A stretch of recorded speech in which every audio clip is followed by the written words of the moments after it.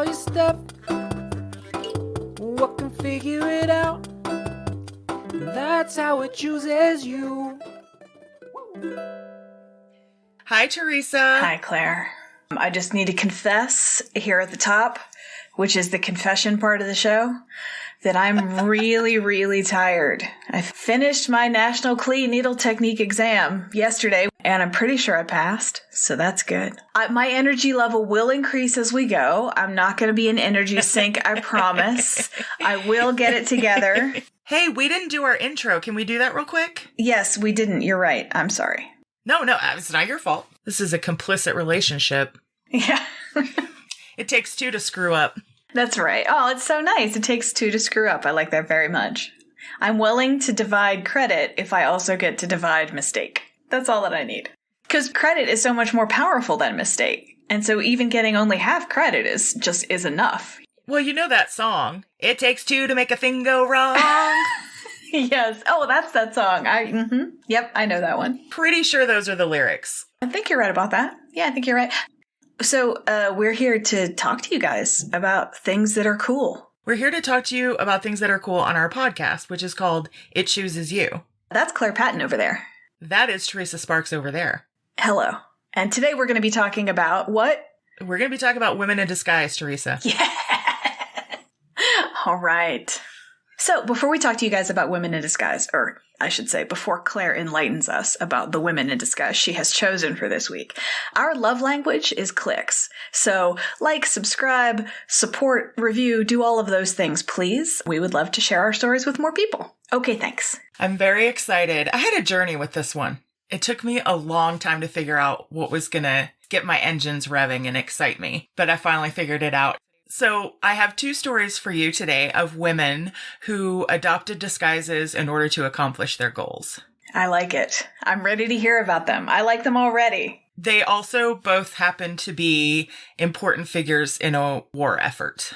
The first one is Hannah Snell. The second one is Virginia Hall. So I'll just run through my sources. Wikipedia for both, of course. For Hannah Snell's story, there's a piece by Forces News on YouTube. I got information from the Women's Museum of California website.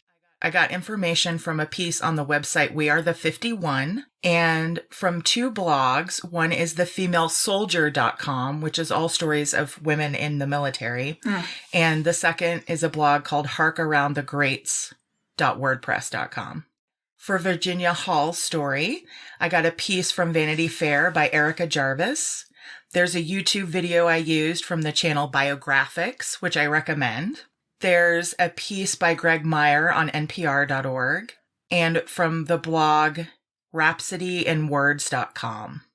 Just a note here as well, there was a recent book published about Virginia Hall by Sonia Purnell called A Woman of No Importance. I did not read that book for this piece, but it was referenced a lot, and it's a book I'm looking forward to buying, so everyone should check that out. So, Hannah Snell was born in Worcester, England on Monday, April 23rd, 1723. My father was born in Worcester, England on Monday, April 3rd, 1944. No, not really, but 1944 is true. Oh. So basically, she's my great aunt. That's what I'm saying. My great, great, great, great, great aunt. Definitely. So 1700s. It's said that when she was a child, she had already developed a fascination with soldiers. Oh, sure. We're skipping now to when she's 20 because there's not that much information on her earlier life. So when she was 20, both of her parents died.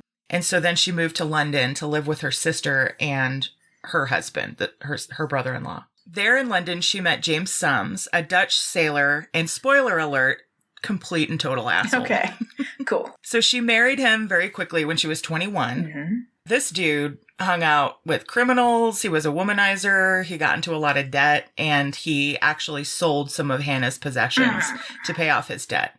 Real piece of work, this one. He got her pregnant, and then while she was pregnant, he fucking took off.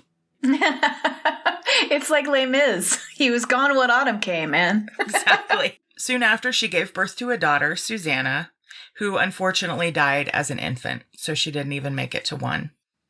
At this point, Hannah decided there was only one thing to do: track down this piece of shit by joining the army disguised as a man. That's amazing. Wait. So I love that. I love that so much. But unfortunately, the logician in me says, wait, he was a Dutch sailor. She's joining the British Army. How does she anticipate finding this guy? Yeah, I don't know. And I'm glad you brought it up because motivation really matters to me in a story. Yeah. Even a historical one.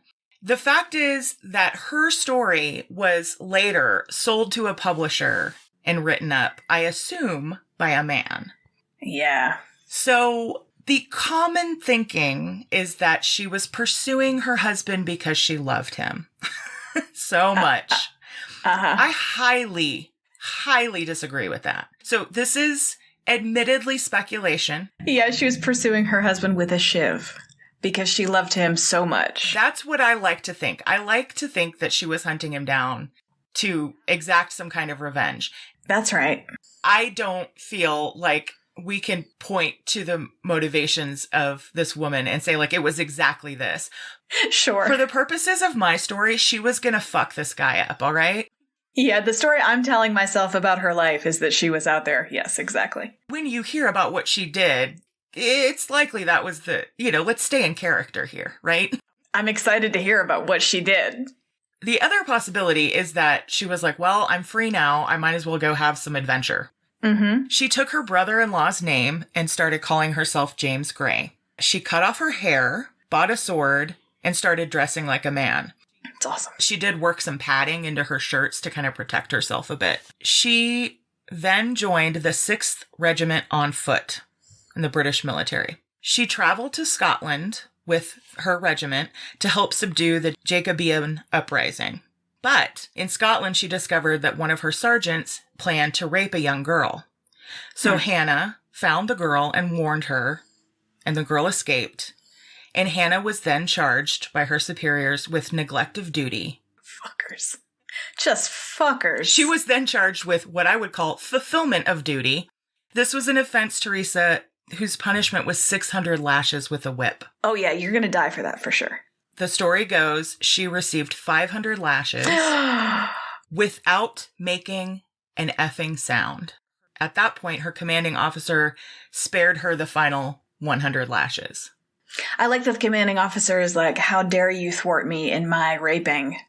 I'm going to beat you, and now I'm going to beat you to death to show you how wrong you were. Like any intelligent person, after she received these lashes, she got the fuck out. So she deserted. Yeah. She traveled to Portsmouth, where she enlisted in the Royal Marines in 1747. So at this point, she's 24. She became part of the crew of the Swallow, which was a naval sloop. The Swallow headed to Lisbon and then eventually to India to participate in the siege of Pondicherry. So during this journey, she endured bad weather, pretty horrible sanitary conditions, diseases, and fights amongst her crewmates. Sure. So she did indeed fight in the British siege of Pondicherry. In battle in India, she was wounded 12 times. Oh my God. Some people indicate that it was 12 times in one battle. I don't know. That sounds a little bit legendary. Right. Like, she just keeps going. She was actually shot 5 times in the left leg. Oh my God. 6 times in her right leg.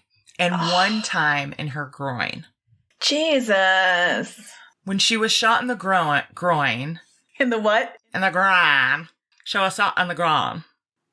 When she was shot in the groin, she once again kind of had to get the fuck out of there. Because if she had sought any kind of medical attention, Yeah. they would have figured out that she was indeed a woman. She fled, and again, here there's a little bit of contradicting information. She either pulled the bullet out herself or she found a local woman to help her pull the bullet out. So she got that thing out of her own will. Handled. At this point, Hannah returns to Lisbon where she learns that her husband had been hanged in Italy for murder. Yeah, of course he has. Yeah. That tracks for sure. He was a real piece of shit. In case I didn't make that clear. This reminds me, Terry Pratchett, who I love dearly, wrote a book called Monstrous Regiment that's basically about all of the ladies from the towns joining the army at the same time, because the war in this book has gone on for so long that they've basically burned through all of the men, unfortunately, and there are no more young men to go do it. And so the recruiting, wagons go and they pick up these young recruits, and it just turns out that this regiment turns out to be all women, and they're all hiding it from each other until they figure it out. And then, of course, because Terry Pratchett is awesome, when they figure it out, that's when they really win the war single-handed. I love that. In 1750, after 4.5 years after joining the military, Hannah returns to London. In June of 1750, in front of many of her shipmates, she decides to go ahead and reveal that she's been a woman all along. She's just like, check it, you guys. Actually a lady. Not a dude who can't grow a beard. A lady who can't grow a beard. She said, "Why, gentlemen, James Gray will cast off his skin like a snake and become a new creature. In a word, gentlemen, I am as much a woman as my mother ever was, and my real name is Hannah Snell." Nice. And they're like, what? After returning to London, she eventually appealed to the head of the British Army and was granted her military pension. So here's the thing. I only know a small amount about this period in British history. But the things I know are that women had zero rights or freedoms.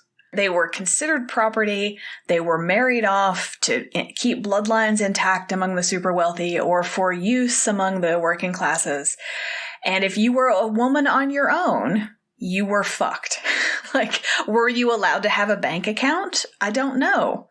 Were you, money of your own was a thing. And of course, if you can't have money of your own, if you can't engage in the societally sanctioned financial structures, then you have to figure out another way of doing it. So, her choice to dress as a man and join a male industry seems completely reasonable to me. This might have just been really practical. Yeah. She's like, I'm either going to marry someone who could, my track record is that I marry people who turn out to be pieces of shit. So I could marry again, but actually, no, I can't marry again because I am still married and I have to find him to get a divorce. And then there's paperwork and whatever it is. I think that these are the moments where our imaginations and understanding of the world really help us comprehend what was probably going on. Yeah. Cutting through the bullshit of the legend and just going, and when I say legend, I mean the male written narrative about this woman, and say okay, what probably happened? If I was a woman in this situation, what would I have done? I would have whined and cried and probably become an alcoholic and just fallen apart. So she's amazing. I'm right there with you. It's pretty cool that she was actually granted her military pension in the end. Yeah. And she was actually also honorably discharged from her service. Oh, that's great. It's kind of funny, though, because it's like, you fooled us. We would have killed you if you found out. But since you made it through, all right, we'll give you your pension and we'll honorably discharge you. That's it, right? We're not allowed to do that. If we find out that you're doing it while you're doing it, that's it. But you fooled us, so okay, here, have your money. You fought in the war. Good job. Yeah, exactly what you said. I like that a lot. She ends up selling her story, as I said, to a publisher, and a book is published about her life called The Female Soldier, and she becomes a public speaker telling her story. She eventually moved to Wapping, where she owned her own pub. It was either called The Female Warrior or The Widow in Masquerade. Oh my God, those are both the coolest names for pubs ever. I love The Widow in Masquerade. Why are our bars called such horribly banal things? And pubs in Britain are just amazing, poetic things. She married 2 more times and she had 2 more children. Her end is a little sad. She became very ill and eventually was hospitalized for dementia at Bedlam Asylum. Oh, no. And she died 6 months later in 1792. As you would if you were confined to Bedlam. But she was in her late 60s, early 70s, so she did have a good run, especially for the time. Shit. She had a life. So that is the story of Hannah Snell. I love her so much. She's amazing. There are books written about her. I want to dig deeper into the story as well and learn more. So now we shall turn to the story of Virginia Hall. So we're moving up to World War II now, Teresa. Okay. Virginia Hall was born in 1906 in Baltimore, Maryland. Father was an entrepreneur, so their family was very wealthy. She got a very good education. She was sent to the Roland Park Country School. Her mother, who didn't come from money, wanted her very much to marry rich because Because it worked for her mom. And she's like, you know what's awesome? Marry somebody wealthy. That's great. You should do that. I've really been enjoying it myself. Yeah. So Virginia later described her young self as, quote, capricious and cantankerous. Okay. Which is such a great combination. It's like a line from Schitt's Creek. That's a line from Moira. Hannah preferred to take the male roles in the school plays. Duh, those were always the good ones anyway. Yeah, the hero parts, you mean? Yeah, can't imagine why she'd want to do that. She wore gasp trousers. What? What? She hunted rabbits, and once she wore a bracelet of live snakes to school. Oh my God, that's the coolest thing I've ever heard. Yeah, she was already a little angry, badass tomboy. I love it. Virginia wanted to be a diplomat, and her father paid for her to go ahead and get tutored in languages because he was in support of her ambitions.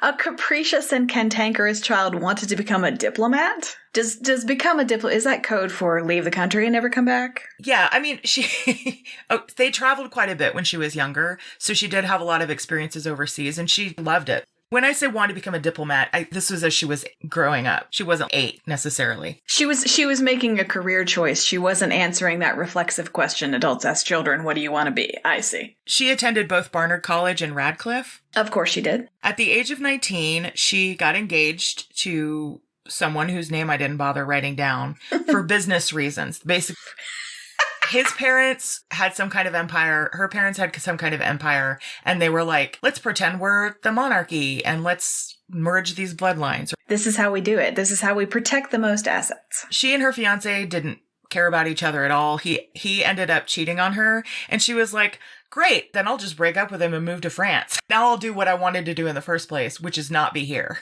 So she went to university in Paris. By the time she was in her 20s, she spoke French, Spanish, Russian, German, and Italian. Nice. She moved to Vienna, where she fell in love, but her father forbade her marriage, and her parents really wanted her to move back home and take over the family business. So in 1929, she returned to the U.S., but her family lost all of its money, and her father ended up dying from a heart attack because of all the stress. Sure. Did they want her to take over the business, or did they want her to come home and be the hostess while her philandering husband took over the business? That's a valid question. Because if it was a legitimate offer, please come back and you can run this thing, then maybe that's worthwhile, right? But if it's no, please come and host the parties while your husband does it. Please come home so that we can get you pregnant for our own financial gain. So she's like, no thanks. I really like Vienna. I'm staying here. Austria is the shit. Okay. Once her father died and the family basically didn't have a business anymore, she was freed up to do what she wanted to do. She moved to Warsaw, Poland, and started working as a clerk at the American embassy there. She decoded messages and filed. She basically did all the clerical work. She took a diplomat's entrance exam and scored a 100%. Of course she did, yeah. That's Radcliffe and Barnard for you. Despite her perfect scores, top-notch education, as you're mentioning, and obvious language skills, she was denied promotion after promotion, and sometimes her application just straight up mysteriously disappeared. Yeah, you can't have someone with a vagina in charge of anything. That's just chaos. That's on the back page of the policy manual. They rarely refer to it, but it is actually written in there. She thought maybe that'd be easier somewhere else. So she ended up transferring to the American embassy in Izmir, Turkey. And while in Turkey, she was hunting with some friends at one point, and she climbed over a wire fence when her shotgun went off, shooting her in the foot. She fell into the mud, her wound became infected, and her leg had to be amputated from the knee down. Oof. She named her wooden peg leg Cuthbert. I like her so much. How did you find her? She's wonderful. We need to have a Virginia Hall Day. I'm serious. Yes. You know, if you thought it was hard to get a job as a spy as a woman, try getting a job as a spy as a woman with a peg leg. Her job prospects were not good, as she was rejected again and again for jobs on account of her leg and her gender. And so she finally realized she wasn't going to get anywhere, and she really loved France. So a few years later, she just moved back to France. It was 1939, and she became an ambulance driver, which was one of the few jobs women could get. Oh, man. Can you imagine moving to France in 1939? Yeah, it's coming. Rough. You know, it's interesting because she just was like, well, if I can't be wherever doing what I want to do. I might as well be where I want to be doing something. She's faced with just constraint after constraint after constraint. And she's like, okay, well, I like lots of different things, so I'll just do this other thing then. When the Nazi occupation of France began in 1940, Virginia fled over the Pyrenees Mountains on foot via La Chemin de la Liberté, or the Freedom Trail. Yes. The Freedom Trail is 44 miles long. It reaches altitudes up to 6,000 feet, which is about where you and I are now, Teresa. And she made this trek alone. Peg-legged, amazing woman hikes mountain pass to freedom. Okay. Virginia goes to London, where she checks in with the U.S. Embassy. And while she was there, she provided information from on the ground from during her time there. They were pretty hungry for any kind of actual information about what was happening. Vera Atkins, a high-ranking officer in the SOE, which is the British Special Operations Executive, Churchill's secret army, right? It's basically MI6. Vera Atkins recruited her. Because Vera Atkins is like, hey, you're awesome too. Let's be awesome ladies together. At this point, the British were starting to realize how important it was to have normal people. People that could blend in. So the SOE spy trained her. This is the spy montage, Teresa. You can imagine it. She was trained in weapons, security, communications, and general resistance. She was trained in resistance. I love that. Her code name was Heckler. Nice. The best code name.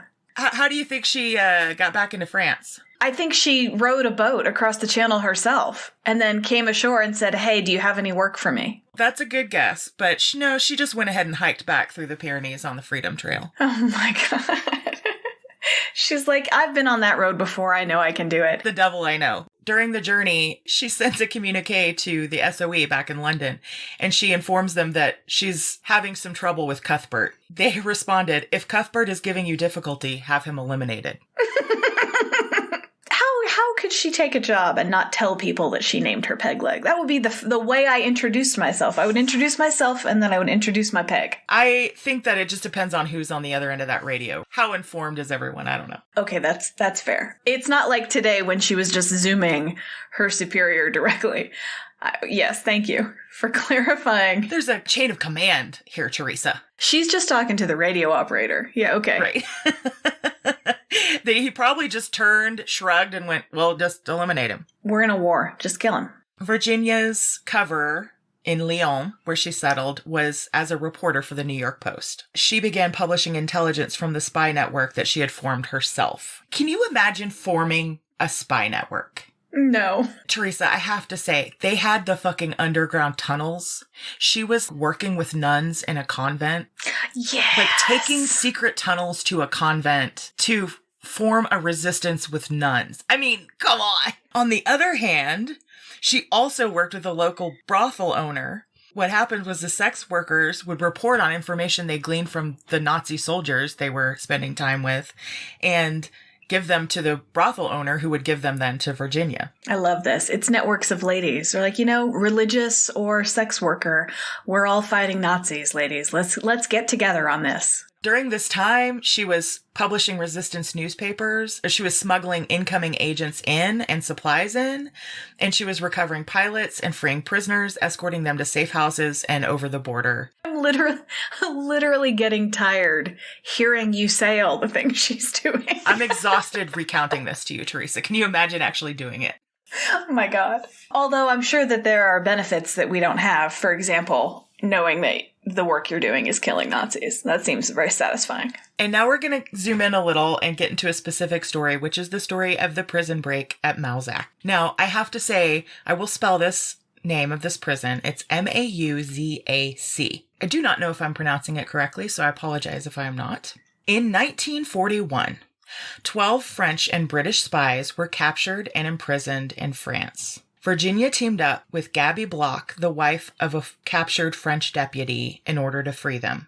Again, find me the ladies. We need to get something done. If you have to get anything done, hand it to a busy woman to do, and she will fucking handle it. The prisoners were originally housed at a prison where the conditions were really horrible. Virginia and Gabby figured out that the prisoners were going to be transferred to Malzac. They were going to do the prison break during the transfer, but then they realized that the men were so weak from the poor conditions that they wouldn't be able to run, and so they had to abandon that plan. The prisoners were successfully transferred to Malzac prison, where the conditions were better. So they were given more food, they actually got daily exercise, and so gradually the prisoners' health increased. Right. It was possible for them to be a part of their own rescue at that point. Exactly. Now, it was too much of a risk for Virginia herself to go even near the prison. She trained Gabby on how to recruit potential allies. Basically, these would be guards that would be willing to help. So Gabby began visiting the prison 3 times a week to see her husband and established herself at one of the local pubs, where she started talking to people and eventually recruited Jose Sevilla, who was a guard, to help. Sevilla ensured one of the watchtowers, the one closest to the prisoners, went unsupervised by complaining that it was too dangerous to use that tower at night because the ladder to the tower swayed in the wind and you couldn't see. I love that so much. He was basically, this is not OSHA compliant. You guys, it's really dangerous up there. I don't know if you guys have seen it, but I'm no longer willing to guard from that tower. But it shows you how cool, like, that's actually kind of brave, because you wouldn't want to portray yourself as a complainer at all. I'm sure these dudes were tough. As someone who's going to turn your boss into OSHA, yeah, no, nobody wants that heat. But it's all in the service of fighting Nazis. Virginia supplied Gabby with food and other supplies to bring into the prison, and Gabby was eventually able to smuggle in a file, wire cutters, a screwdriver, and cans of sardines whose metal would prove useful. And these sardines were hidden in books that were hollowed out, which is so rad. No one who was guarding in this prison at this time had seen any movies made after World War II. No. The prisoners used a piece of bread to craft a mold of the keyhole to their cell. Mm-hmm. Sure they did. This allowed them to create a facsimile of the key. They had arranged for the prison choir to sing loudly at night so that no one would hear their hammering and filing. I love this so much.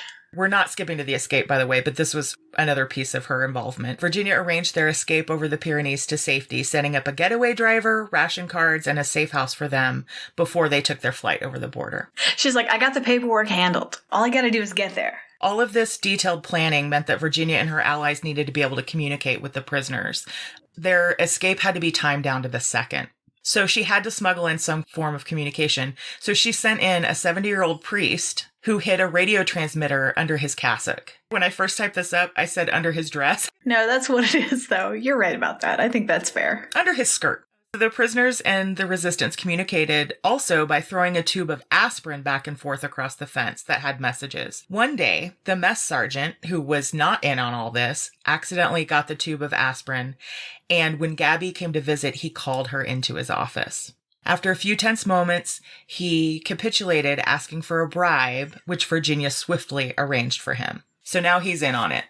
The day of the escape arrives. Sevilla, the guard that was helping them, had arranged for another guard to climb one of the watchtowers and light a cigarette, which would be the signal to the prisoners to move. Like I said, this was all timed down to the second, but that guard must have had some kind of second thoughts because he never showed. At 3 a.m., Sevilla himself climbed the tower and lit a pipe to give the signal. So the men opened their door with the forged key and crossed the yard to the fence. Near the fence, another friendly guard shushed them before turning away and ignoring these 12 escaping prisoners. They climbed under the fence's wire, and all 12 men successfully escaped. They crossed a couple of miles through a wooded area and met with their getaway driver. They sort of separated into different groups, right? You know, we've seen The Great Escape. You can't all go off in the same direction. I mean, that's just craziness. The guards didn't discover their escape until dawn. They already had this head start.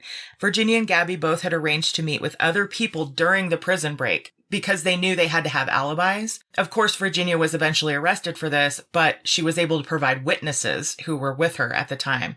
So she couldn't be charged with anything. Virginia also ensured that her contacts spread a bunch of gossip about the escape, saying that the men were flown out of the country by bomber planes. They were still in the country, but the idea was to use some subterfuge. Nice. Sound it out. I have to do the same thing. The men all eventually safely escaped back to London. Nice. The thing that was kind of cool about Virginia is that the Nazi soldiers were misogynistic. Oh, yeah. They couldn't imagine a reality in which a woman would be a spy. So it took them a really long time to catch on she was the one doing this. But they eventually did, mainly because of her limp, because it was a distinguishing feature. Sure. I mean, she was changing her appearance all the time. She was super paranoid, changing her appearance several times a day. But eventually they caught on to at least who she was and kind of how she moved through the world. So the chief Gestapo agent in Lyon, Klaus Barbie, he was known as the Butcher of Lyon. He's quoted as saying, "I would give anything to get my hands on that limping Canadian bitch." She's like, how dare you? I'm not Canadian. He couldn't even get the insult right. Like, he couldn't be bothered. If I was an observant kind of person, Klaus, I might say that your lack of attention to detail is perhaps why you never got your hands on her. The Nazis put up over 200 wanted posters of her. They called her the Limping Lady. The poster said, "The Limping Lady, the most dangerous of all Allied spies. We must find her and destroy her." There was obviously a bounty offered on the poster. In 1942, Virginia's safe house is compromised. She packed and left town, but not before insisting that she try and rescue a couple of SOE agents that had been captured. I mean, sure, I've been compromised, but I can save a couple people on my way out. She only had a 24-hour head start. And she headed across the Freedom Trail yet again, and then unfortunately was arrested at the border by the Spanish police for crossing illegally. So she spent some time in jail in Spain. Eventually, the American embassy helped get her released there. And she went back to the SOE and requested to be sent back to France, but they wouldn't let her because now there were all these wanted posters. She's been made. You don't go back when you've been made. They wouldn't let her go back. So she eventually leaves SOE service. And goes back on her own as an independent spy. I mean, you're not far off. Basically, she went back to America and joined the Office of Secret Services, the OSS, which, as most people know, is the precursor to the CIA. The OSS trained her as a radio operator and sent her back to France.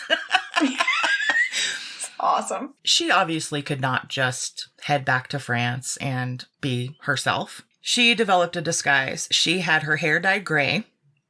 She got a Hollywood makeup artist to teach her how to draw wrinkles on her face. Yes, because even then we know older women are invisible. She even had a dentist file down her beautiful teeth. That's commitment. So that she could pose as a milkmaid. Let's talk about that commitment because that's some fucking dedication. Yeah. To permanently alter your appearance. To go back into a life-threatening situation. I mean, she must have loved this work so much. In an ideal world, I would say, oh gosh, she's really, fighting for the cause of freedom. But that's way too big and ideological. I think you're right about it. She must have really, really liked this job. Yeah, I think she did. So she's posing as a milkmaid. So she starts delivering goat's milk and goat's cheese to Nazi camps. And as you said, older women are invisible. And not only that, there's no way this French peasant would speak German. So the Nazis didn't watch their speech around her. And she was able to collect a lot of valuable information just listening in on their conversations. Sure, just walking around handing goat cheese to Nazis. Her codename is Diane for this mission. During this time, she was a radio operator. She helped orchestrate the bombings of Nazi bridges, trains, tunnels, other structures. At its peak, Virginia's network consisted of over 1,500 contacts. Once World War II was over, Virginia returned to the U.S., where President Truman wanted to honor her service at a public ceremony. She declined the offer because she wanted to maintain her anonymity and keep working as a spy. She's like, bitch, I still want to do this job. I'm not appearing publicly for you or anybody. Right, I'm not done. Virginia was presented with the Distinguished Service Cross, and her mother was the only member of the public who attended, who she invited, let's face it. She became one of the first female agents in the newly established CIA. She developed a relationship with Paul Gouillot, another spy, and they eventually married in 1957, but they were in a relationship for quite a while before that. The couple ended up going to Venice under aliases to monitor the spread of communism, transmitting information back to the U.S. But during this time, she mainly worked desk jobs, which obviously she didn't find as satisfying. It's said that the establishment kind of didn't know what to do with her. Yeah. Virginia retired at the age of 60 to a farm with her husband in Barnesville, Maryland, and she died at 76 in 1982. The CIA Museum has a display dedicated to her in Langley, Virginia, but it's not open to the public. We can't have women getting ideas, Claire. There have been many books written about her in the past few years. I mentioned that one by Sonia Purnell, but one of the things the authors who wrote about her said over and over again is all of the documents she went under so many different code names, and they had to piece together these documents that, of course, weren't released until much later. One of her known quotes is she said, "Many of my friends were killed for talking too much." She never spoke publicly about her work. She was never interviewed. I think it's this situation she's in where she values the work so much that she can't talk about it. If she does her job well, she is invisible. She is anonymous. But it's just another layer making it hard for the story to get out. It's quite something to be really good at a job where being good at it means no one will ever know how good you are at it, right? There's no second act for her. She doesn't go into consulting after. Like, she wants to keep doing that job, and that job requires that you don't know her name. Exactly. But we know her name. It's Virginia Hall, and she's amazing. We know her name, and we love her. I just keep going back to the brilliance of dressing as an old woman. It's ingenious. If you want to do anything, especially if you're white in a white supremacist culture, an old white woman in a white supremacist culture, zero attention paid to her. If you ever want to accomplish anything nefarious, dress as an old white woman. No one will even notice you. I love stories of women who use misogyny and ageism and all kinds of prejudice against the system. Because she's like, I know exactly how you think because I've had to learn to accomplish anything. And so knowing how you think and knowing what you don't notice, here's what I will be. I love her very much. It's brilliant. I mean, I thought I was going to get enough out of her just naming her peg leg. I mean, that detail is enough for me to keep going. But then she was so badass after that for so long. Even the way she acquired the peg leg is because of actions she took. She climbed a fence with her finger on the trigger of a shotgun. I mean, that's a pretty egregious error. So that's a mistake. But she didn't lose her leg because of the actions of someone else. She basically shot her foot and then had to have her leg amputated. I mean, everything about her life, she determined it. You know, of course, from a position of being wealthy and well-educated and all of those things. So with that background, sure. But oh man, I just love her so much. She's great, isn't she? Yes, thank you so much for telling me about her, Claire. You're welcome. It was a joy to discover her. Everybody check out her story. Two badass ladies in disguise. Getting shit done. That's right. And all you need to get shit done, pair of trousers. Just a little less weight, a little less cumbersome fabric down below, and you can do anything you want. Pants for everybody. The pants of liberation. The pants of liberation. Trousers of freedom. Well, thank you all so much for listening. This has been It Chooses You. We will see you on the next episode. Bye. Bye-bye. Testing. Great. Thank you for listening to It Chooses You. Your hosts are Teresa Sparks and Claire Patton. Our theme song is by Bobby Dart. If you'd like to get in touch with us, drop us an email at itchoosesyoupodcast@gmail.com.